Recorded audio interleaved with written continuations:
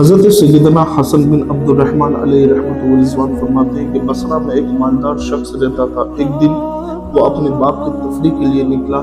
جب باغ میں پہنچا تو اس کا ایک نوکر تھا اور اس نوکر کی خوبصورت حسین اور جمیل عورت تھی۔ جب اس مالدار کی نظر اس عورت کے اوپر پڑی تو اس کی نیت خراب ہوئی۔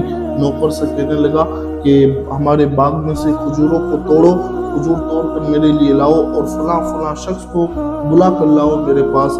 اور عورت سے کہنے لگا کہ جاؤ تم میرے گھر پر جاؤ۔ جب نوکر کھجوروں کو توڑنے لگا وہ مالدار شخص گھر پر پہنچا۔ پہنچنے کے بعد اس عورت سے کہنے لگا کہ عورت گھر کے جتنے بھی دروازے ہیں سارے دروازوں کو بند کر دو۔ وہ عورت گئی اور گھر کے سارے دروازوں کو بند کر دیا۔ جب دروازے بند کر کر آئی تو مالدار شخص کہنے لگا تو نے گھر کے سارے دروازے بند کر دیے؟ عورت نے کہا ہاں سارے دروازے بند کر دیے۔ مالدار شخص بولا کوئی دروازہ چھوٹا تو نہیں؟ عورت نے کہا میں نے سارے دروازے تو بند کر دیے لیکن ایک دروازہ میں بند نہ کر سکی۔ مالدار کہنے لگا کون سا دروازہ ایسا ہے جسے تم بند نہ کر سکی؟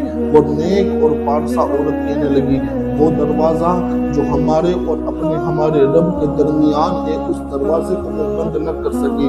میرا رب ہر وقت ہمارے اوپر نظر رکھتا ہے، ہمارے حالات سے میرا رب واقف ہے، میں اس دروازے کو بند نہ کر سکی۔ یہ جملہ اس مالدار شخص کے دل پر تیر کی طرح جا کر لگا اور جیسے ہی وہ جملہ لگا وہ اٹھنے کے بعد آنکھوں سے آنسو جاری ہو گئے اور خدا کی بارگاہ میں توبہ کرتا ہوا وہاں سے ہوتا ہوا چلا گیا۔ اللہ کریم ہمارے دل میں بھی اس کا خوف، اس کی محبت عطا فرمائے اور مولا کریم ہمیں صراط مستقیم پر گامزن فرمائے۔